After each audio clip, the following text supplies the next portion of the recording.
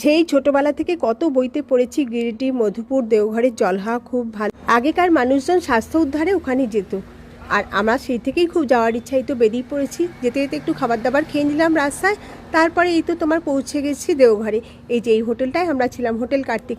দেখলাম বেশিরভাগ ভিডিওতে এই হোটেলটা সুনাম করেছে সবাই, তাই এখানে গেলাম। হ্যাঁ, পরিষ্কার পরিচ্ছন্ন, বেশ ভালো হোটেলটা। আর খাবার দাবার এখানে আমরা খাইনি, আমরা বাইরে গিয়ে খেয়েছিলাম।